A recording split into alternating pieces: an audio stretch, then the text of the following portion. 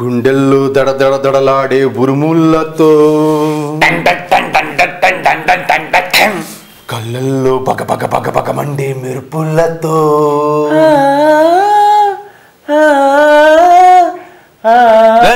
బొంతకాక voice వేసుకుని ఆరారమ్మన్నారా నిన్ను? Super stone నేను ఎవడన్నా పాట పాడమన్నాడా? నా ఇష్టం, నా పాట నేను పాడుకుంటాను. నేను ఒక సినిమా చూసి వచ్చాను. ఆ సినిమాకి నేను పాత ఇంకో సినిమా చూశాను. ఆ సినిమాలో పాటకి ఈ సినిమా కాన్సెప్ట్ కి ఏమైనా సెట్ అవుద్దేమో అని అలా విజువల్ గా మిక్స్ చేస్తున్నాను. అబ్బా నువ్వు చూసాల్సిన సినిమా ఏటో దడా బాబా అంత జక్కి చూడరా. నువ్వు చెప్పేది కామాక్షి కళామందిరోళ్ళు నిర్మాత అతడేనా? ఇది మన అక్కినే నాగ చైతన్య కాజల్ అగ్రవాల్ కొత్త డైరెక్టర్ అజయ్ బుయ్యాన్ కాంబినేషన్ వచ్చిన సినిమా. ఆ సినిమా చూసి ఇక్కడ గొప్పగా చెప్పడం చెప్పడం కాదురా, ఫీల్ అవుతున్నాను. ఒరే అబ్బాయి అసలు అక్కినే నాగ చైతన్య కామాక్షి బ్యానర్ లో సినిమా చేస్తున్నాడంటే ఎంత ఎక్స్పెక్ట్ చేస్తాం? కరెక్ట్. అందులోను ఫస్ట్ టైం యాక్షన్ సినిమా చేస్తున్నాడు. అసలు విలన్ హీరోగా దడపుట్టించేస్తాడా, హీరో విలన్ గా దడపుట్టించేస్తాడా అని చెప్పేసి ఓ బెభత్సంగా ఎక్స్పెక్ట్ చేసి థియేటర్కి వెళ్ళిన నాలాంటి అక్కినేని ఫ్యాన్స్ కి ఈ డైరెక్టర్, ప్రొడ్యూసర్, హీరో, హీరోయిన్ మొత్తం ఈ క్రూ ఎవరైతే ఉన్నారో అందరూ కలిపి దడ దడ దడ పుట్టించారా బాబు.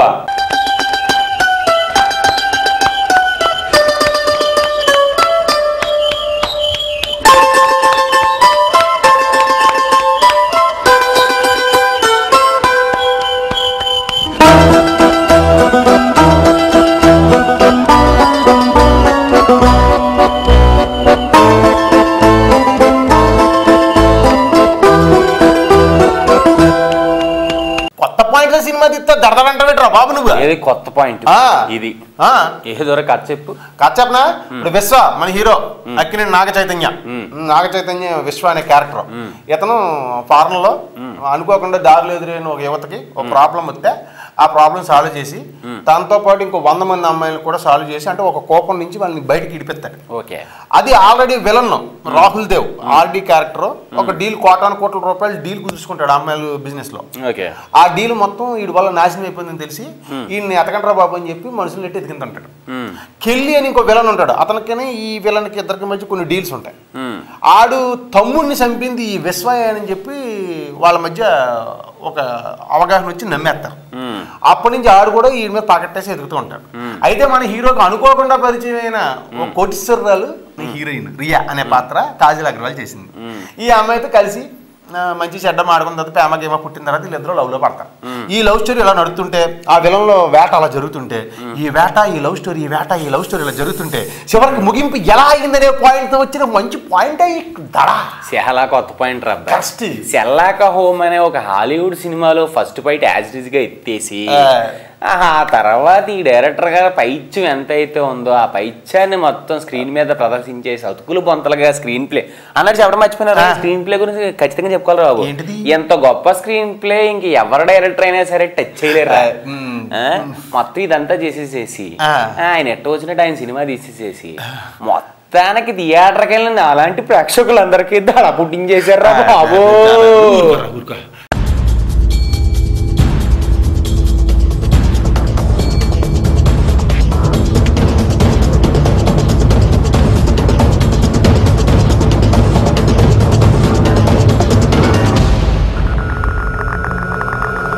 చేతిలో ఉన్న గన్ను చూసావు కానీ వెనక్కున్న బుల్లెట్ని చూడలేదురా.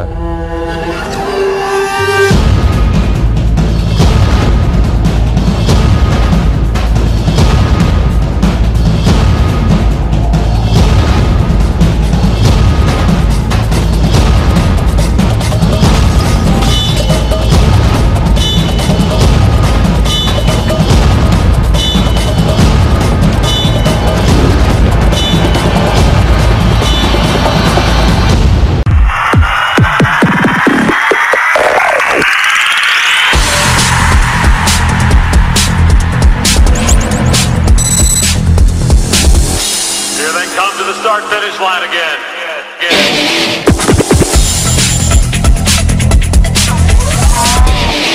ఒరే అబ్బాయి ఆర్టిస్టుల గురించి చెప్పమ్మా. ఆర్టిస్ట్ గురించి చెప్పాలంటే ఫస్ట్ మనం చెప్పుకోవాలి చిత్ర కథానాయకుడు మన నాగ చైతన్య, నెక్స్ట్ తర్వాత కాజల్ అగ్రవాల్, నెక్స్ట్ ఇంకా మిగతా ఆర్టిస్టులకు వెళ్తే మన ముఖేష్ సృష్టి, రాహుల్ దేవ్, కెల్లి జోర్జు, వేణుమాధవ్, బ్రహ్మానందం, ఇంకా అలా ఆల్మోస్ట్ మంచి మంచి ఆర్టిస్టులు అందరూ. మన అతను తమిళ హీరో శ్రీరామ్ ఉన్నాడు, రోజాపూల్ హీరో, అతను ఇంపార్టెంట్ క్యారెక్టర్.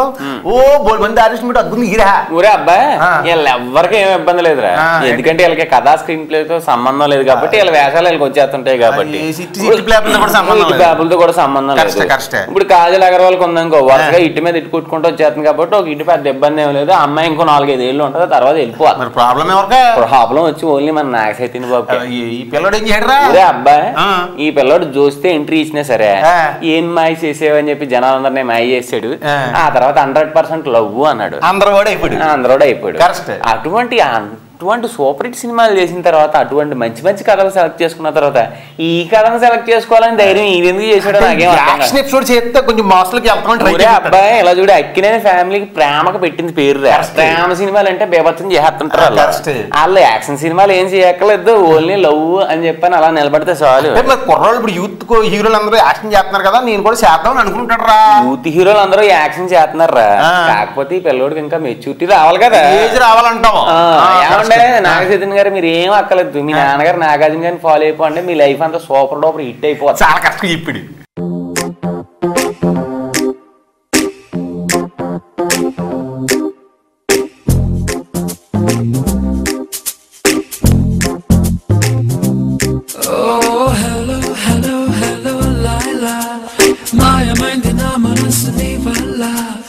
ఏమైందో ఎక్కడున్నాదో కళ్ళ ముందు దాగి ఉందో పగటి పూట తారలా. హెల్లో హెల్లో హెల్లో చాండా చేసినావు చాలు లేరా గోపాల, నాలోనే దాచిపెట్టేసి ఏమి తెలియనట్టు నాటకాలు ఆడమగరా. అయితే నా మనసు నిన్ను చేరినట్టు నీకు కూడా తెలిసినట్టే, అయినా ముందు అడుగు వేయకుండా ఆపుతావు అదేమిటే. పెదాలతో ముడయ్యన ప్రతిక్షణం అదే పనా.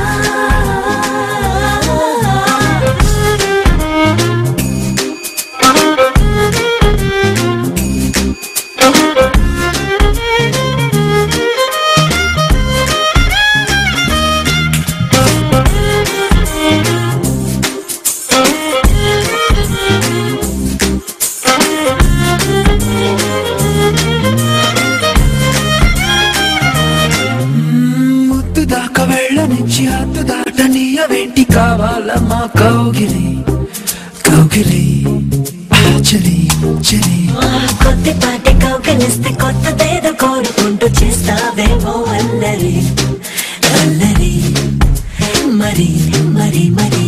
అమ్మో నా లోపల ఉన్నదంతా అచ్చుగుద్దినట్టు చెప్పినావే, నీకంతకన్నా గొప్ప ఆశ ఇప్పుడైతే రానే రాదో. అందాలతో ఆటాడనా అనుక్షణం అదే పనా. హలో హలో హలో లైలా, మాయమైంది నా మనసు నీ వల్ల, ఏమైందో ఎక్కడున్నాదో కళ్ళ ముందు దాగి ముందు పగటి పూట తారలా.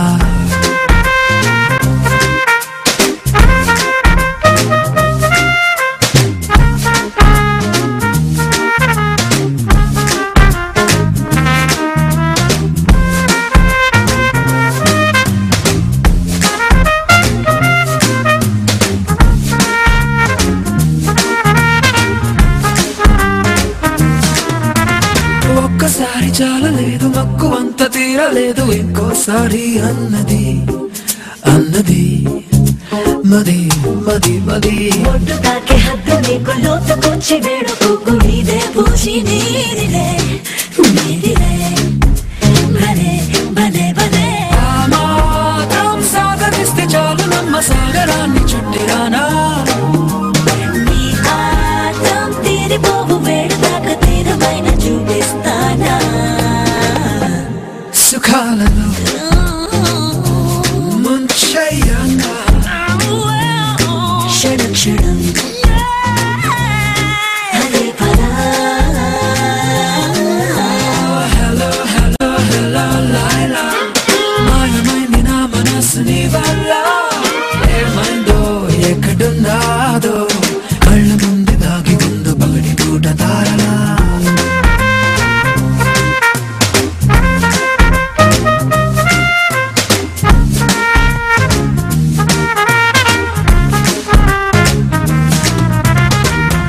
ఒరే అబ్బాయి ఈ టెక్నీషియన్ గురించి చెప్పు. టెక్నీషియన్ చెప్పాలంటే ఫస్ట్ మనం చెప్పుకుంది ఈ సినిమాకి director of photography VS Gnanasekhar. ఇది ఒక్కటే బెటర్ అనుకుంటే ఈ బొమ్మలో తన ప్రాణం పిరిహేడు ఫోటోగ్రఫీ మీటికే. సర్లే ఏం చేస్తాం, అసలు లేకుండా కొసరుతుంటే ఏం చేస్తాం. ఆ తర్వాత ఎడిటింగ్ ధర్మేంద్ర. అవ్వు.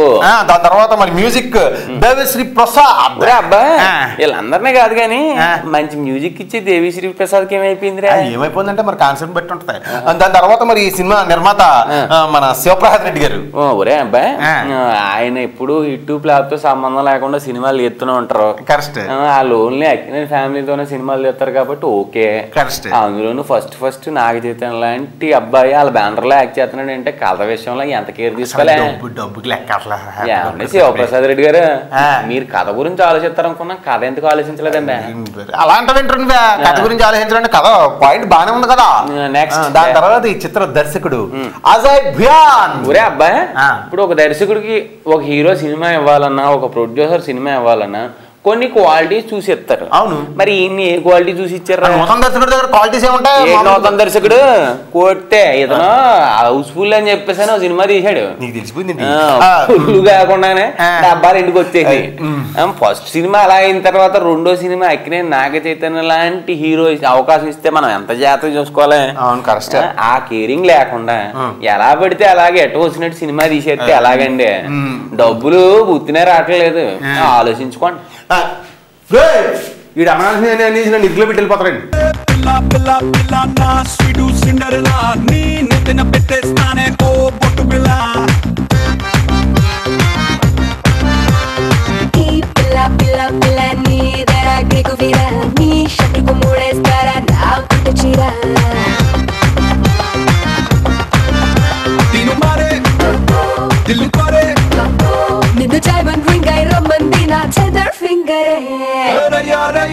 అంటుంది గాడి అయిపోదాం పద నంబర్ 1 జోడి.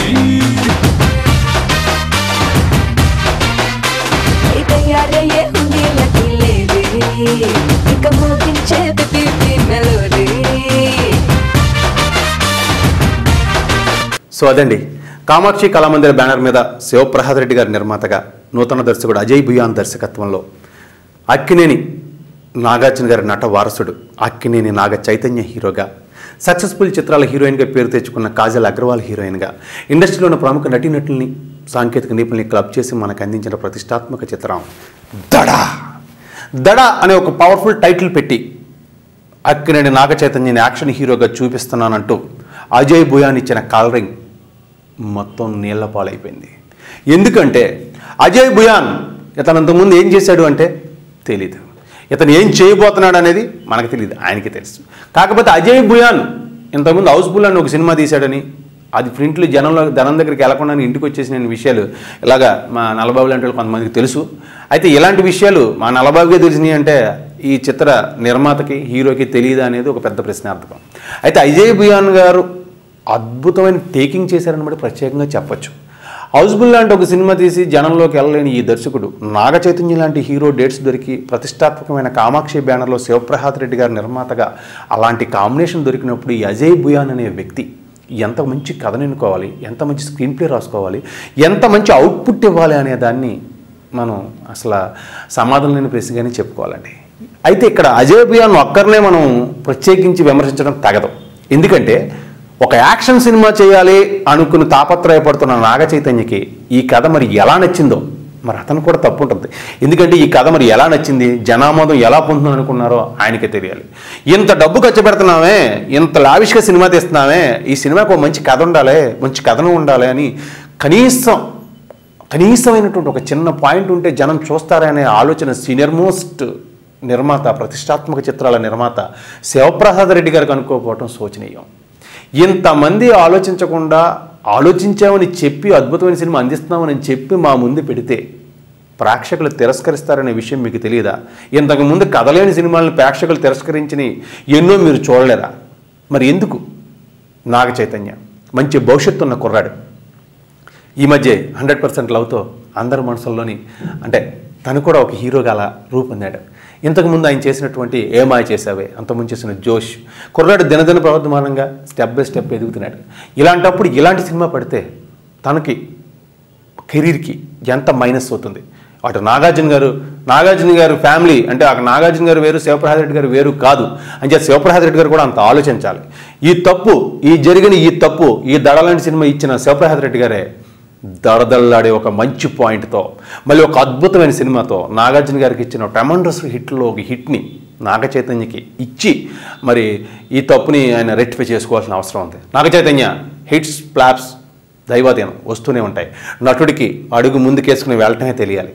నీ ఫర్దర్గా రాబోయే మంచి సబ్జెక్టులు మంచి సినిమాలతో మరింత పేరు తెచ్చుకుని మా ముందు ఉంటామని కోరుకుంటూ, అజయ్ భూయాన్ గారు భవిష్యత్తులో చేయబోయే సినిమాకి తెలుగు ప్రేక్షకుడికి ఏం కావాలి, తెలుగు ప్రేక్షకుడు ఏం ఆలోచిస్తున్నాడో దయచేసి ఆలోచించండి. మీరు తీసే తెలుగు సినిమా కాబట్టి. ఇక అబ్బూరి రవి మాటలు అంటే అద్భుతం అని చెప్పి ఈ రోజు వరకు చెప్పుకున్నాం. ఈ సినిమాలో అబ్బూరి రవి రాశారా, ఆయన పేరు వేసారా మాకు తెలియదు, కానీ ఒకవేళ నిజంగా ఆయన రాసుంటే ఆయన విమర్శించక తప్పదు. ఇంతమంది టెక్నీషియన్లు, ఇంతమంది నటీనటులు కలిసి ఒక కామన్ సాధారణ ప్రేక్షకుడు 50 రూపాయలు పెట్టి టిక్కెట్ కొనుక్కున్న సాధారణ ప్రేక్షకుడిని ఒక పావుగంట అరగంట కూడా అలరించలేకపోతే మీరు సినిమా తీయటం ఎంతవరకు కరెక్టో మీరే ఆలోచించుకోండి. సారీ మీ మనసును నొచ్చుకుని ఉంటే. మంచి సినిమా తీయాలనే ఆరాటంతో, మంచి సినిమా మీ నుంచి రావాలనే కోరికతో చెప్తున్న మాటలు సెలవు తీసుకుంటానండి. నగరంలో ఇంకా చాలా సినిమాలు రిలీజ్ అయినాయి. వాటి గురించి చెప్పాలంటే ప్రస్తుతానికి నేను వెళ్ళాలి. ఉంటానండి. మీ ఎర్రబాబు.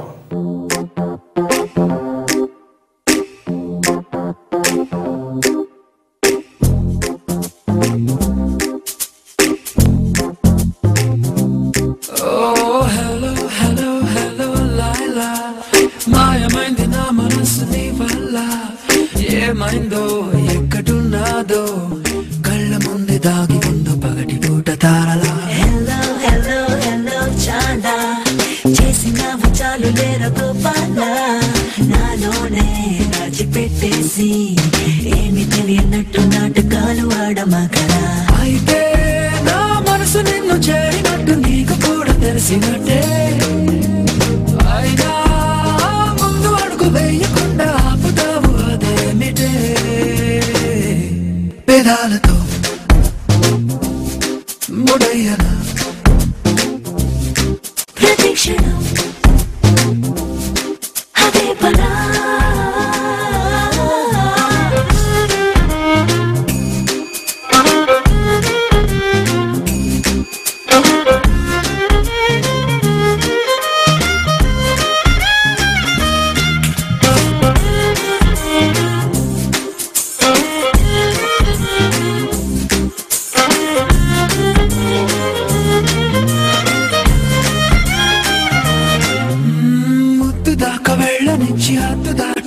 వెంటి కావాలమ్మా కౌగిలి కౌగిలి చలి చలి.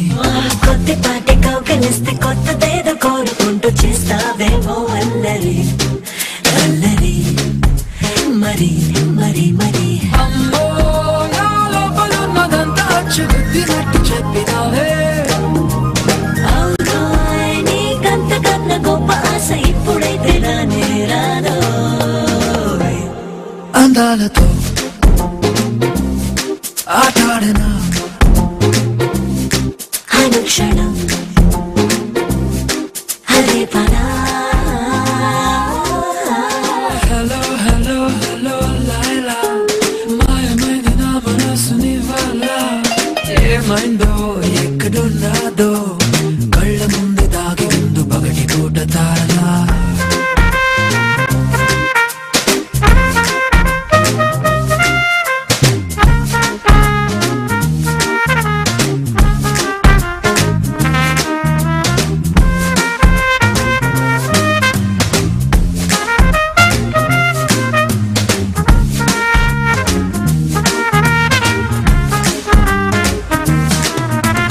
ఒక్కసారి చాలలేదు మక్కువంత తీరలేదు ఇంకోసారి అన్నది అన్నది మది మది మది. ఒడ్డు తాకే హద్దు నీకు లోతుకొచ్చి వేడుకోకు నీదే పూజి నీదిలే నీదిలే భలే భలే భలే. మాత్రం సాగరిస్తే చాలు నమ్మ సాగరాన్ని చుట్టిరానా.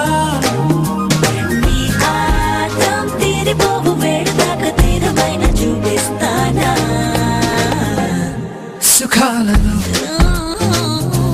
ముంచెయ్యనా క్షణ క్షణం